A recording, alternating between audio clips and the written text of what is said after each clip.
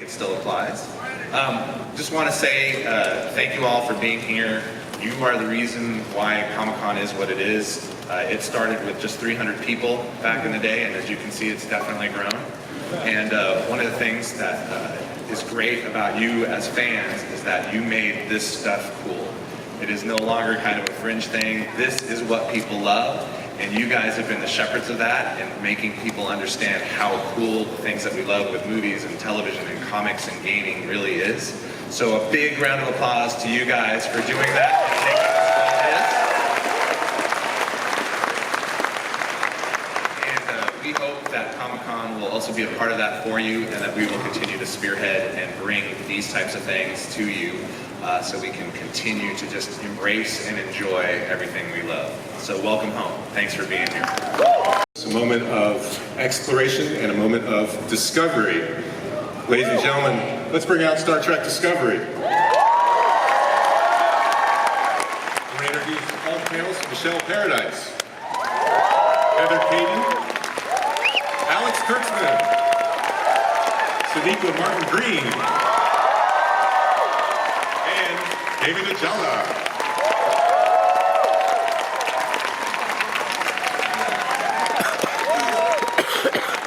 There you go. Star Trek Discovery, how are you? Good, how are you? Yeah, I'm doing well. Hi, LH! There are a lot of you here. Isn't this fantastic? This is the best place.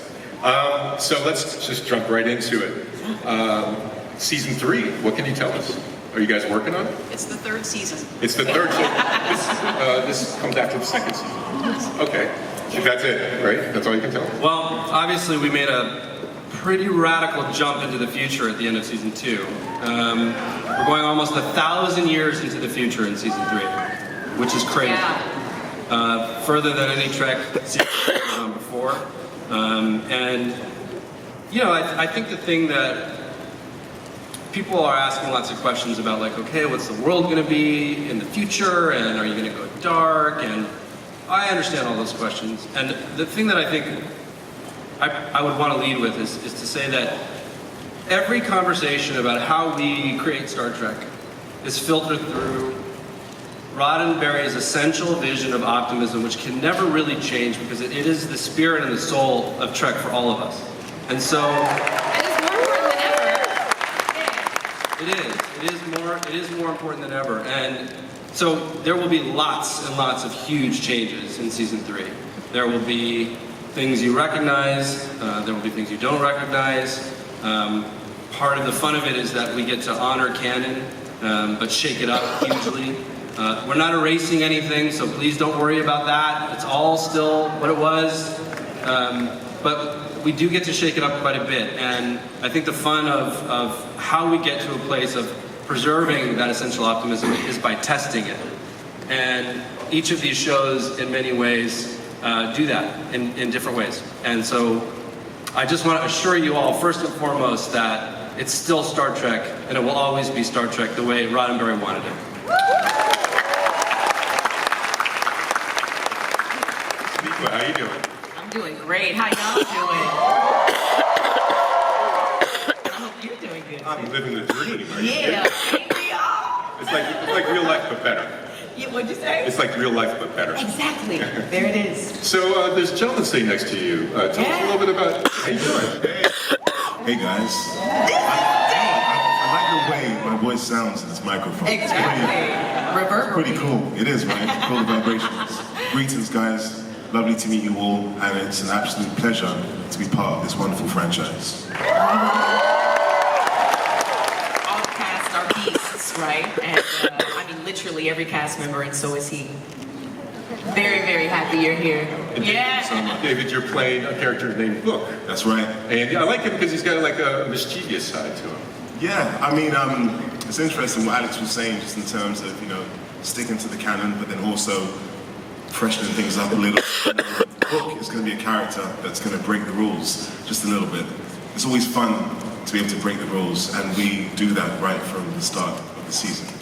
There it is. And then we don't have footage of you guys, but we have a photo, right? Yeah. Y'all want to see what we was up to? cinematic scale. I mean, it looks fantastic. I mean, the show, it's amazing what you guys pull off. I'm sure it's very easy. It doesn't take any time. But talk a little bit about that ambition. I mean, it's almost a middle ground between TV and film at this point, isn't it? Yeah. Well, we try every single episode to make it a mini movie, and so everyone concentrates on that across the board, from the writing itself to the conceiving of stories to the way it's shot to the way it's edited. Just every team, our VFX team, everyone is just on board with all of that, and it's just incredible work that they're able to do.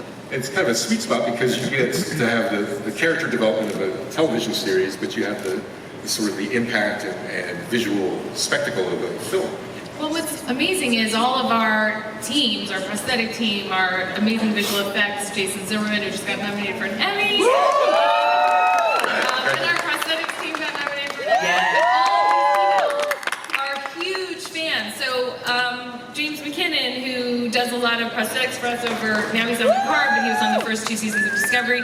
Every day was just living the dream, literally, of, oh my God, I was sitting here being a huge Star Trek fan, and now I get to bring my AAA+ game to the show, and I think it helps us rise to the occasion of having it look as cinematic as possible. Yeah, great.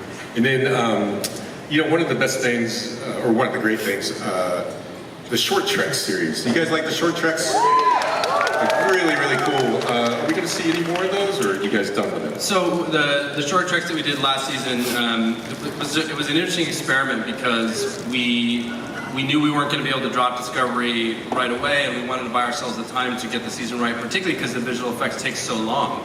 I mean, you have to figure it takes about 8 months to really render those visual effects the way that you end up seeing them. So we built these short treks, which was like a really interesting experiment in that we got to tell stories that you otherwise wouldn't always get to tell in the main body of a story, and focus on elements about characters that you wouldn't necessarily get to see, in an episode.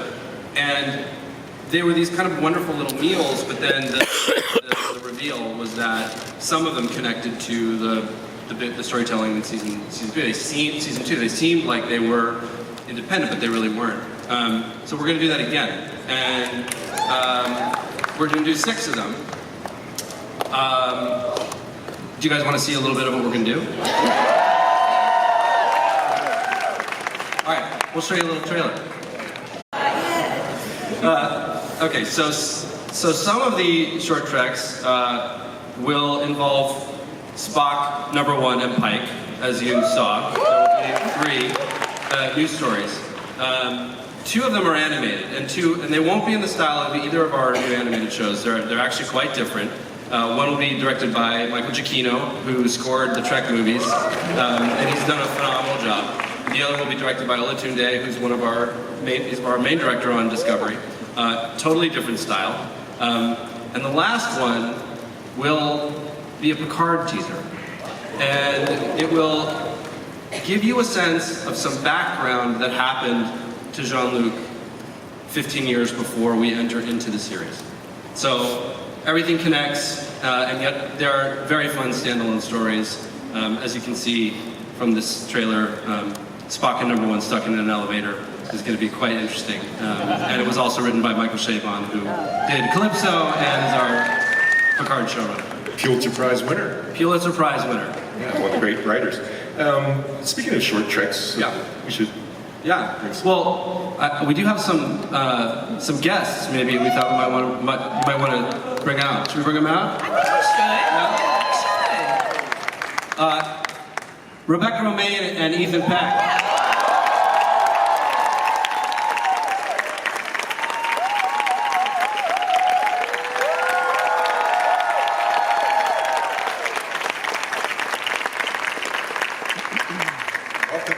So Anson Mount really wanted to come, guys, but he's got a wedding this weekend, so he sends you all his love. But he really wanted to be here too.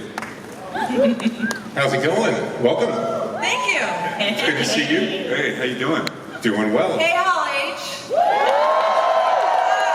Now, how great is it that we got stuck in an elevator this morning? Wasn't that funny? We did. The elevator kept We're going also up the and elevator. down. That's Very the hot. missed out whole experience. Up and down, up and down, up and down.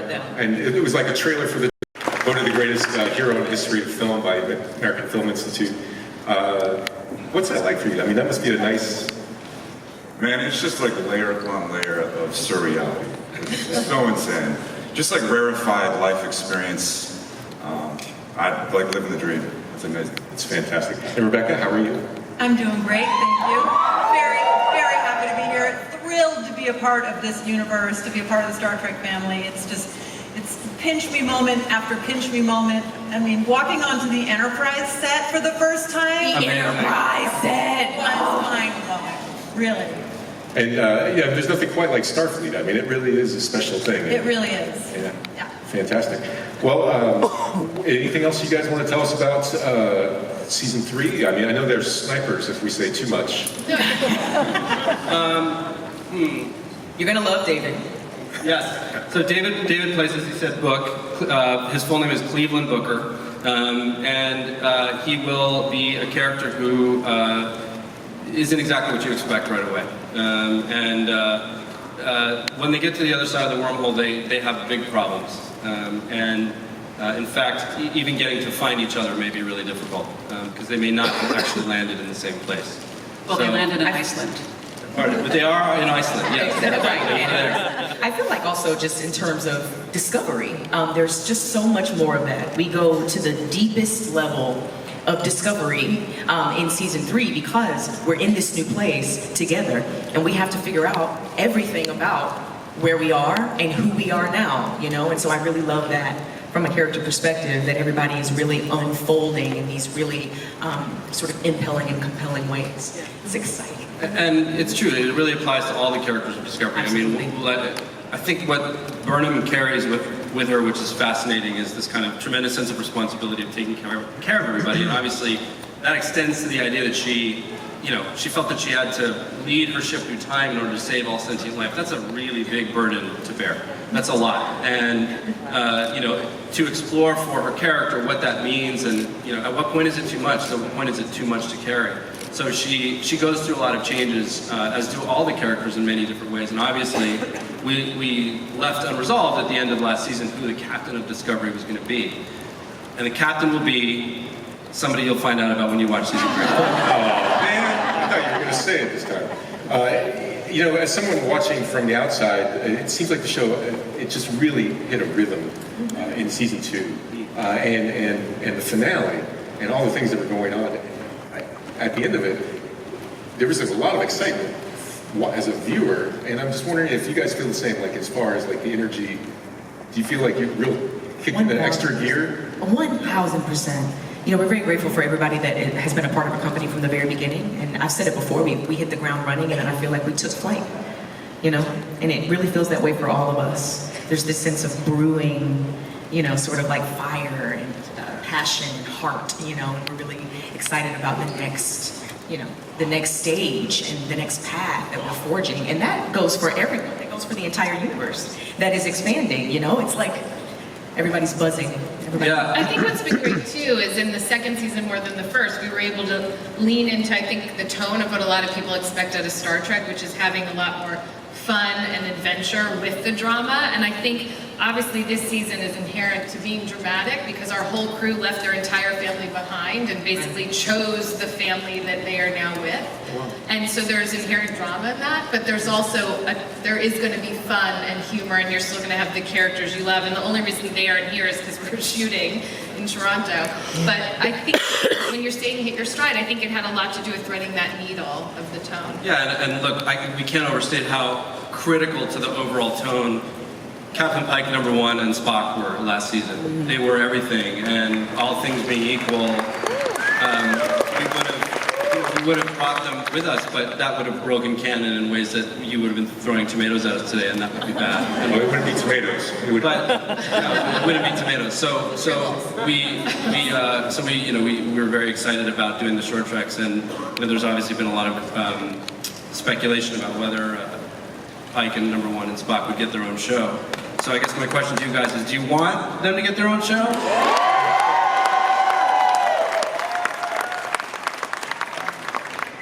Okay, we'll think about it. What a good idea. I think speaking of the cinematic quality that you were talking about and us taking it to the next level, because we always are, there's also this magic too that we keep taking to the next level. And this man is magic.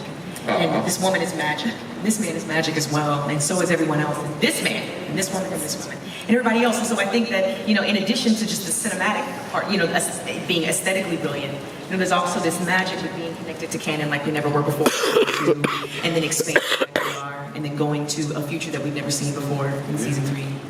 And the family element, I mean, really, if you look at Gene Roddenberry's vision, I mean, the thing that made Star Trek so unique isn't necessarily the planets they went to or the aliens they met or the threats they dealt with. It was the unified family of that crew and the dynamic of it.